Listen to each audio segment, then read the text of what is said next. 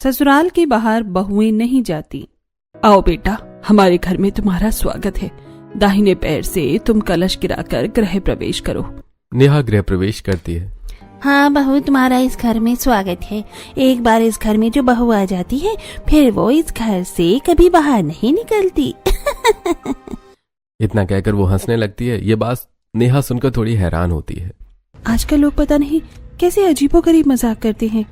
प्रीति बेटा, तुम नेहा को उसके कमरे में ले जाओ।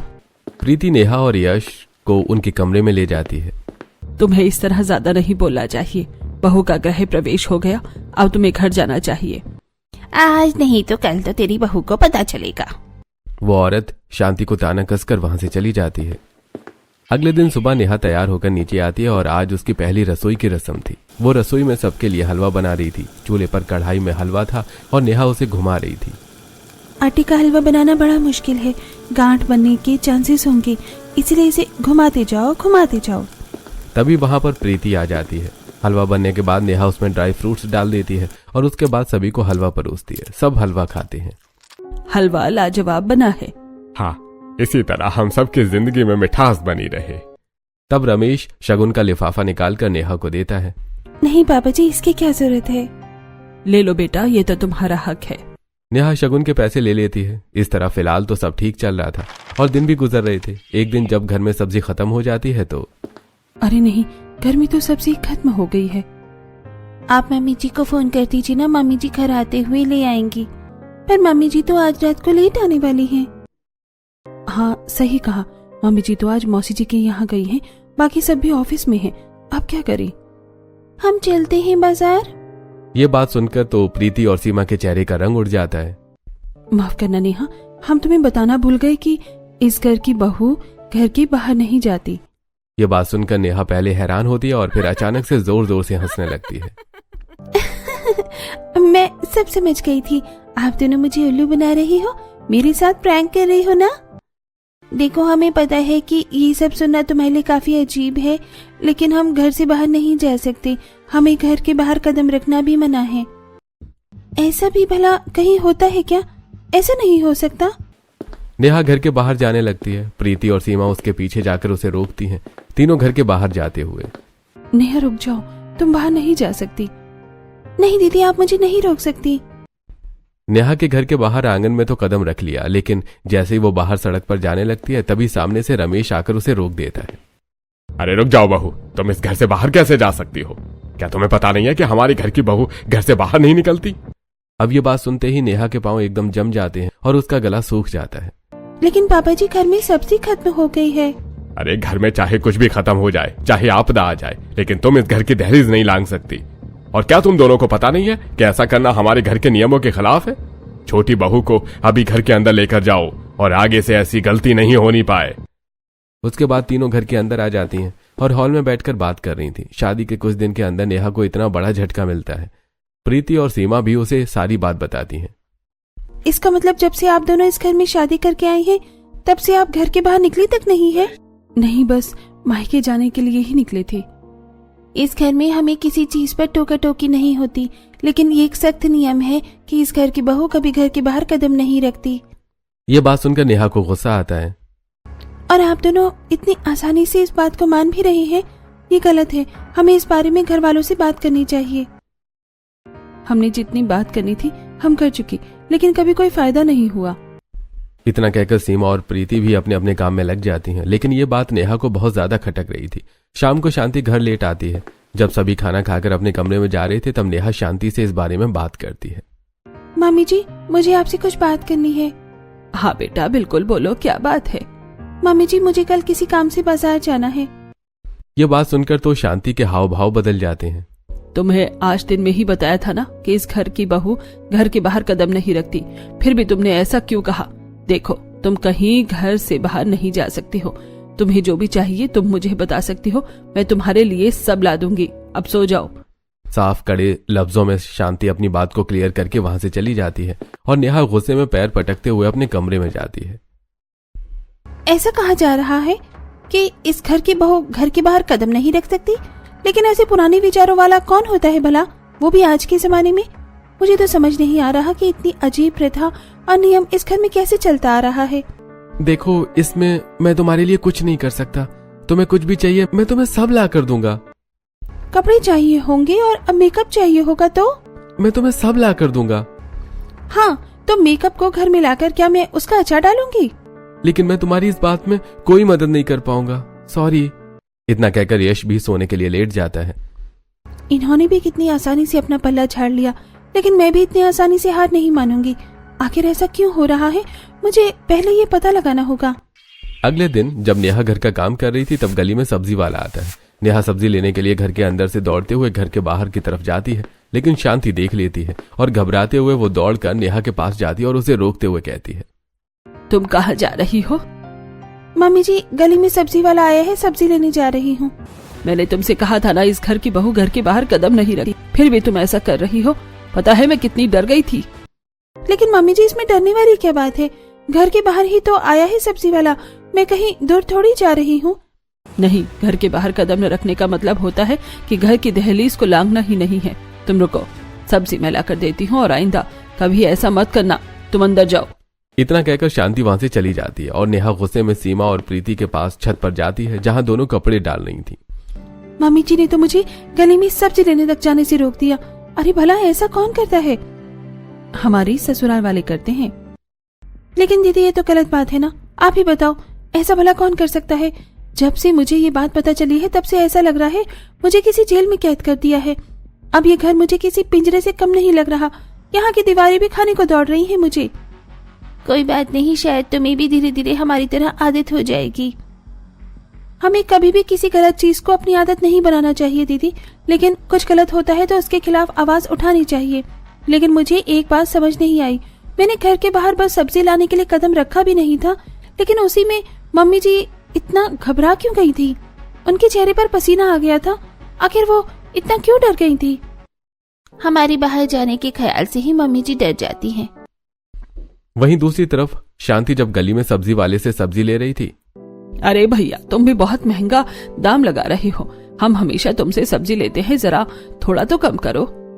अभी क्या करें माँ जी, आगे से ही इतना महंगा आ रहा है सब। महंगाई आसमान छू रही है, अब हमें भी तो खाने के लिए कुछ चाहिए ना। शांति सब्जी ले रही थी तभी वहां पर उसकी दो पड़ोसनें आ जाती हैं। और बता शांति, सब कैसा चल रहा है? तेरी सबसे छोटी बहू घर में रह गई या कोई परेशानी तो नहीं हो रही? भला मेरी सबसे छोटी बहू को परेशानी क्यों होगी? जैसे तुम्हारी हरकत है उससे तो अच्छे को परेशानी हो सकती है। तुम्हारी सबसे छोटी बहू तो मुझे खुले विचारों की लगती है। अगर उसे इस तरह घर में बांध कर रखोगी तो ज्यादा दिन नहीं टिकेगी।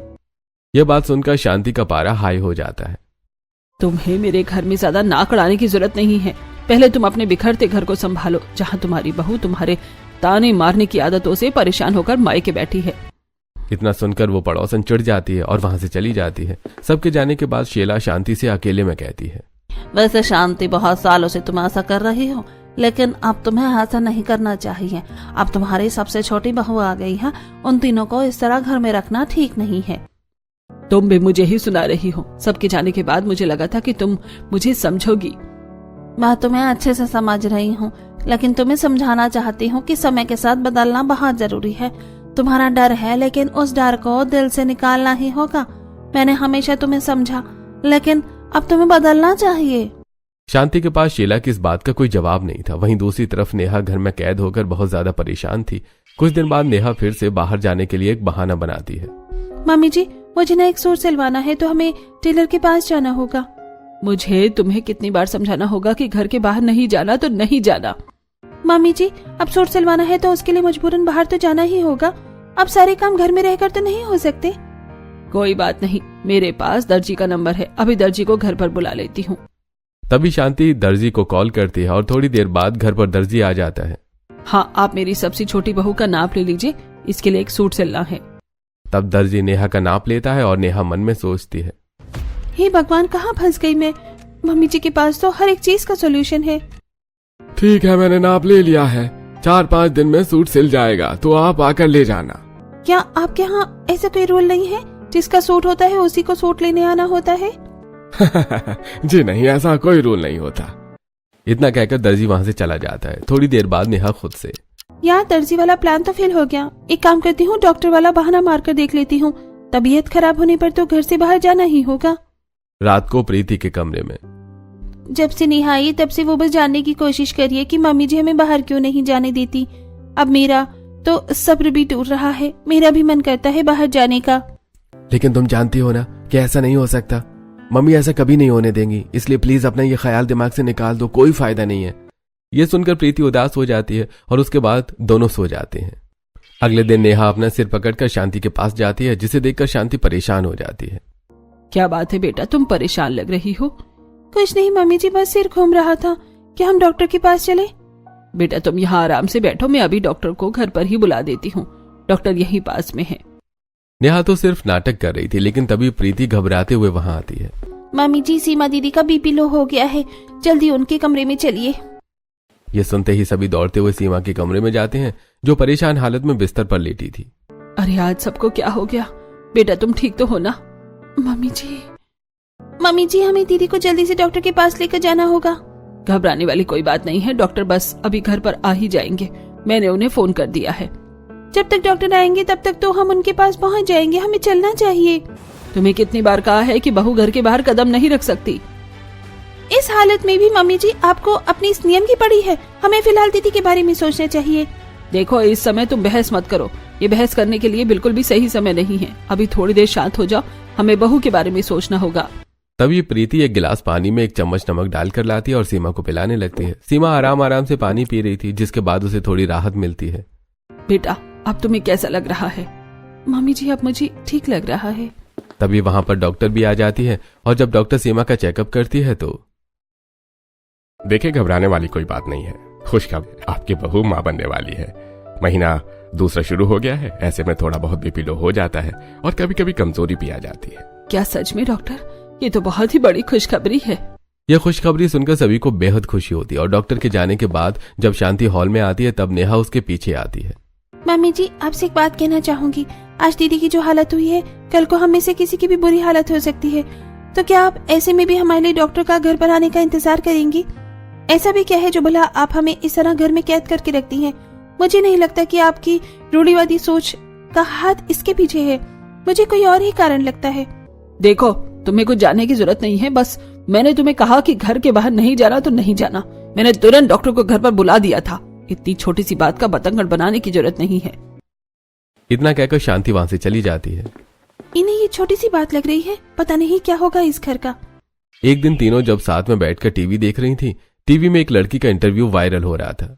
देखो तो जरा, हर लड़की अपने सपने पूरे कर रही है। इस लड़की ने शादी के बाद एंट्रेंस एग्जाम क्लियर किया है और फर्स्ट रैंक आई है। हाँ, क्योंकि लड़कियों को अगर आजादी दी जाए तभी तो लड़कियां कुछ कर पाएंगी ना। हमें तो यहाँ घर से बाहर तक निकलने नहीं दिया जा रहा। अब तो मेरा भी मन करता है कि कहीं बाहर जाऊं, घूमूं फिरूं। तभी बाहर एक बेल बजने की आवाज आती है और उसके साथ लाउड स्पीकर में एक और आवाज आती है, आइसक्रीम वाला ठंडी ठंडी कुल्फी ले लो। आवाज सुनकर तीनों बहुत खुश हो जाती हैं। देखो बाहर आइसक्रीम वाला आया है, इसकी आइसक्रीम कुल्फी तो बहुत ही स्वादिष्ट होती है, चलो चलकर खाते हैं। खुशी के मारे सीमा झूमते हुए दौड़कर घर के बाहर जाती है और उसके पीछे पीछे प्रीति और नेहा भी आती है। लेकिन आंगन में पहुंचने के बाद घर के बाहर कदम रखने के लिए सीमा के पांव वहीं थम जाते हैं। अरे मैं तो भूल ही गई थी कि हमें घर के बाहर कदम नहीं रखना, और आज घर पर तो कोई है भी नहीं, हम आइसक्रीम नहीं खा पाएंगे। हाँ दीदी, हमारी इतनी अच्छी किस्मत कहाँ है कि हम अपनी मर्जी से कुछ कर पाएं। इस घर का तो नियम है कि हमारे घर की बहू घर के बाहर कदम नहीं रख सकती। पता नहीं किस मनहूस घड़ी में ऐसा नियम बनाया है। अब तो मेरा भी मन उबने लगा है। ये घर एक पिंजरे से कम नहीं है। मैं तो कहती हूँ कि हम तीनों को अपने लिए आवाज उठानी चाहिए। तीनों बेबस होकर वहां पर इस बारे में बात कर रही थी और देख रही थी कि सामने 2 घर की बहुएं आइसक्रीम खाते हुए खुशी से अपने घर की तरफ जा रही थी। आइसक्रीम कितनी टेस्टी है, मजा आ गया। तीनों उन दोनों को खुशी से आइसक्रीम खाते हुए देख रही थी और उनका खून जल रहा था। रात को जब तीनों रसोई में खाना बना रही थी तब शांति उनके लिए बाहर से गोलगप्पे और मोमोज लेकर आती है। वो रसोई में जाकर तीनों को कहती है, बेटा आ जाओ, तुम तीनों भी हमारे साथ बैठकर गोलगप्पे और मोमोज खाओ। तुम तीनों को गोलगप्पे और मोमोज बहुत पसंद है ना, इसीलिए मैं खास तुम्हारे लिए लाई हूँ। इतना कहकर शांति वहां से चली जाती है। वैसे मम्मी जी हमारा कितना ध्यान रखती हैं, बस इसीलिए उनकी बात को काटने का कभी मन नहीं करता। उसके बाद सभी साथ में बैठकर गोलगप्पे और मोमोज खाते हैं। सबके साथ बैठकर खाना खाने में कितना अच्छा लगता है। गोलगप्पे मोमोज खाने के बाद सभी को भूख कम लगती है, इसलिए सब एक एक रोटी खाकर अपने अपने कमरे में सोने चले जाते हैं। तब सीमा उदास होकर कमरे में आती है। क्या बात है, आज मेरी जान इतनी उदास क्यों है? ऐसी हालत में तुम्हें उदास नहीं होना चाहिए, कुछ बात है क्या? आज मेरा आइसक्रीम खाने का बहुत मन कर रहा था, बहुत ही ज्यादा क्रेविंग हो रही थी। अच्छा, तो तुम आइसक्रीम खा लेती? ऐसे कैसे खा लेती? जब गली में आइसक्रीम वाला आया तब घर पर कोई भी नहीं था और हम घर के बाहर नहीं जा सकते। सारा मूड खराब हो गया। अच्छा रोको तुम। तभी रजत ऑनलाइन ऑर्डर करके बहुत सारी आइसक्रीम मंगवा लेता है। गेट से ऑर्डर लेने के बाद वो वापस कमरे में जाता है और आइसक्रीम देते हुए सीमा को, लो तुम जितनी चाहो उतनी आइसक्रीम खा सकती हो। अब मेरा आइसक्रीम खाने का बिल्कुल मन नहीं कर रहा। दिन में मन कर रहा था। अभी इसे फ्रिज में रख दीजिए, मैं कल खाऊंगी। उसके बाद रजत किचन में जाकर आइसक्रीम फ्रिज में रख देता है। अगले दिन सीमा नेहा और प्रीति के लिए आइसक्रीम लेकर आती है। मेरा कल आइसक्रीम खाने का मन कर रहा था, इन्होंने रात को ही मेरे लिए आइसक्रीम मंगवा ली। सब हमारा कितना ख्याल रखते हैं और मम्मी जी भी एक बार कहने पर गोलगप्पे और मोमोज ले आई। लेकिन आज नेहा कुछ खराब मूड में थी। इस आइसक्रीम को खाने की रिश्वत से खुश होने की कोई जरूरत नहीं है दीदी। आइसक्रीम देने या कुछ भी करने से सच्चाई नहीं बदल जाएगी कि हमें घर से बाहर नहीं जाने दिया जाता। लेकिन हम और क्या कर सकते हैं? कुछ तो करना ही होगा। हाथ पर हाथ रखकर तो नहीं बैठ सकते। कल को हमारे बच्ची होंगे और लड़की हुई तो उनके साथ भी ऐसा किया इन्होंने तो फिर हम क्या करेंगे? उनका भविष्य तो बर्बाद नहीं कर सकते। ये बात प्रीति को भी चुभ जाती है। हाँ, तुमने बिल्कुल सही कहा। इस बारे में तो मैंने सोचा ही नहीं था। हमें सच में कुछ करना चाहिए। ऐसी तो पूरी जिंदगी हम एक कैदी की तरह जेल में नहीं बिता सकते। चलो आज घर से बाहर जाकर देखते हैं। नहीं, तुम दोनों ऐसा मत करो। आज नेहा इस नियम को तोड़ना चाहती थी और प्रीति का भी मन करता है। तब दोनों ही सीमा के मना करने के बाद भी बाहर आंगन में जाती है और नेहा तो घर के बाहर कदम रखने ही वाली थी कि तभी शांति आ जाती है और उसका हाथ पकड़कर अंदर खींचती है। बहू! शांति को देखकर नेहा डर जाती है और उसके बाद शांति सबको अंदर लाती है। मैंने तुम्हें कितनी बार कहा है कि ऐसा करने के बारे में सोचना भी मत। आखिर तुम मेरी बात क्यों नहीं मानती हो? देखो बेटा, मैं तुमसे आखिरी बार बोल रही हूँ, आगे से ऐसी गलती नहीं होनी चाहिए। मेरी बात को समझो। शांति उन्हें समझाने के बाद वहां से चली जाती है। लगता है हमें कुछ भी करे लेकिन कुछ नहीं होगा। अगले दिन प्रीति का भाई उसे लेने आता है। प्रणाम आंटी जी। प्रणाम बेटा। घर पर सब ठीक है ना? और शादी की तैयारी कैसी चल रही है? हाँ जी आंटी जी, सब अच्छा चल रहा है। शादी के लिए प्रीति को लेने आया था। हाँ बेटा, प्रीति बस अभी तैयार होकर वापस आ रही है। प्रीति तैयार होकर और बैग लेकर आती है। ठीक है मम्मी जी, मैं भी चलती हूँ। ठीक है, थोड़ा बेटा ध्यान रखना और जल्दी वापस आना। इतना कहकर प्रीति अपने भाई के साथ चली जाती है और कुछ दिन बाद नेहा का भाई भी उसे लेने आ जाता है। ठीक है मम्मी जी, मैं भी कुछ दिन के लिए मायके जा रही हूँ। हाँ बेटा, तुम भी शादी के बाद पहली बार जा रही हो। अच्छे से सबके साथ टाइम स्पेंड करके आना। इतना कहकर नेहा भी वहां से चली जाती है। प्रीति और नेहा अब कुछ दिनों तक अपने मायके रुकने वाली थी। एक दिन, इतने दिन हो गए, दोनों बहू के बिना घर कितना सूना लग रहा है। सही कहा मम्मी जी, उन दोनों के बिना तो मेरा भी मन नहीं लग रहा। अगले हफ्ते तक तो दोनों को आ ही जाना चाहिए। कोई बात नहीं, इतने दिन हो गए, एक हफ्ता और सही। कुछ दिन गुजरते हैं और दिन के साथ हफ्ता भी गुजर जाता है, लेकिन दोनों ही वापस नहीं आती। तब शांति पहले प्रीति के पास कॉल करती है। बेटा, तुम घर कब आओगी? काफी समय हो गया है। माफ करना मम्मी जी, लेकिन मैं अभी घर नहीं आऊंगी। ये बात सुनकर शांति हैरान होती है। लेकिन बेटा क्यों? क्योंकि मम्मी जी, मैं वहाँ रहकर परेशान हो गई हूँ। वहाँ मुझे एक पल की भी आजादी नहीं मिलती। जब तक आप हमें नहीं बताएंगे कि हमें घर के बाहर क्यों नहीं निकलने दिया जाता, मैं घर वापस नहीं आऊंगी। शांति से बात करने के बाद प्रीति कॉल कट कर देती है और उसके बाद शांति नेहा को कॉल करती है, तो भी उसे वही जवाब मिलता है। पहले आपको हमें बाहर न निकलने का कारण बताना होगा, क्योंकि मेरा वहाँ रहकर दम घुटने लगा है। ऐसा लगता है एक पिंजरे या जेल में कैद करके रख दिया हो हमें। नेहा से भी ऐसा जवाब सुनने के बाद शांति भारी मन से फोन काटती है और दुखी हो जाती है। अब क्या करूं? दोनों बहुओं ने आने से ही मना कर दिया है। दोनों मुझसे कारण पूछ रही हैं। अरे देखो भाग्यवान, वो दोनों अपनी जगह बिल्कुल ठीक है। सब जानने का उनका हक बनता है। हमें उन्हें सब बताना चाहिए। लेकिन मुझे बहुत डर लगता है। वो हमारे परिवार का हिस्सा है और उनसे कुछ भी छुपाना सही नहीं होगा। हमने वैसे ही उनकी मर्जी के खिलाफ इतने समय तक उन्हें घर में बंद रखा है। कम से कम हम उन्हें सच तो बता सकते हैं। अब दोनों बहुओं ने तो घर पर आने से मना कर दिया था। एक दिन सीमा परेशान होकर नेहा को कॉल करती है। नेहा, तुम जल्दी घर वापस आ जाओ प्लीज। मुझे अस्पताल ले चलो। मैं घर पर अकेली हूँ, मुझे बहुत घबराहट हो रही है। ठीक है दीदी, आपको चिंता करने की जरूरत नहीं है। मैं बस अभी आ रही हूँ। प्रीति को भी बोल देना। इतना कहकर सीमा कॉल कट कर देती है और उसके बाद नेहा प्रीति को कॉल करती है। जल्दी तुम अभी अपने घर से निकलो, हम दोनों में से जो भी पहले पहुंचेगा वो दीदी को अस्पताल ले जाएगा। ठीक है, हमें जल्दी चलना चाहिए। दोनों घबराते हुए ऑटो में बैठकर अपने ससुराल की तरफ आ रही थी। दोनों को ही सीमा की चिंता सताई जा रही थी और मन में सोच रही थी कि कहीं कुछ गड़बड़ ना हो। ऑटो से उतरने के बाद दोनों दौड़ते हुए घर के अंदर आती हैं, लेकिन घर के अंदर जाकर दोनों देखती हैं कि वहां पर सीमा अकेली नहीं है, पूरा परिवार है और सीमा बिल्कुल ठीक है। दीदी आपने हमसे झूठ बोला। बेटा, सीमा ने अपनी मर्जी से नहीं, हमारे कहने पर ऐसा किया। हमने तुम्हें यहाँ पर सच बताने के लिए बुलाया है। ये बात सुनकर नेहा और प्रीति रुक जाती हैं, ये जानने के लिए कब से तीनों बहुएं इस पल का इंतजार कर रही थी। शांति नम आंखों से बताना शुरू करती है। मेरी कजन की बहू बहुत ही सुंदर और इंटेलिजेंट थी। शादी के बाद उसने बहुत अच्छी कंपनी में जॉब करना शुरू कर दिया। उसके जैसा कोई नहीं था। घर को भी अच्छे से मैनेज करती और कंपनी के काम को भी। कंपनी में इतनी अच्छी एम्प्लॉय थी कि सबसे पहले उसे प्रमोशन मिला। लेकिन उसकी सहेली को ये बात हजम नहीं हुई। उसकी सहेली बुरी संगत में थी। उसने हमारी बहू को घर पर बुलाया, उसका फोन बाहर निकालकर उसे झूठ बोलकर दूसरी जगह लेकर गई, फिर खाने में नशे की दवा मिलाकर उसे बेच दिया। ये बात सुनकर सबके होश उड़ जाते हैं। हमने उसे हर जगह ढूंढा, कहीं नहीं मिली। फोन की आखिरी लोकेशन उसकी सहेली के घर की ही थी। उसने कहा वो फोन भूल गई और अपनी मर्जी से कहीं चली गई। उसने हमें काफी गुमराह किया। उसका पति पागलों की तरह उसे ढूंढ रहा था। परिवार वालों का रो रो कर बुरा हाल था। भगवान की कृपा थी कि उसकी सहेली की कुछ गलतियों की वजह से वो फंस गई और हमें हमारी बहू सही सलामत मिल गई, वरना भगवान जाने की उस बेचारी के साथ क्या अनर्थ हो जाता। माँ जी, खुद को संभालिए। बस उसी दिन से ये डर मेरे मन में बैठ गया और मेरे ऊपर 3 बहुओं की जिम्मेदारी थी। यही सोचकर मैंने नियम बनाया कि मेरे घर की बहू बाहर कदम नहीं रखेगी। ये डर मुझे इतना सताता है कि आज भी मुझे वैसे ही भयानक सपने आते हैं। मैं नहीं चाहती तुम तीनों को कुछ हो। मैं तुम तीनों को अपनी नजर से दूर नहीं करना चाहती। सभी शांति का दुख समझते हैं। लेकिन मम्मी जी, सिर्फ इस वजह से आप हम तीनों को घर में कैद करके नहीं रख सकती। हम मानते हैं आपका डर आपका पीछा नहीं छोड़ रहा, लेकिन हादसा तो किसी से भी हो सकता है ना। दुनिया में पता नहीं कितने बच्चे, बूढ़े बुजुर्ग, जवान, लड़का हो या लड़की, उनके साथ जिंदगी में कुछ न कुछ होता ही है। लेकिन हम इस तरह घर में डर कर नहीं बैठ सकते हैं।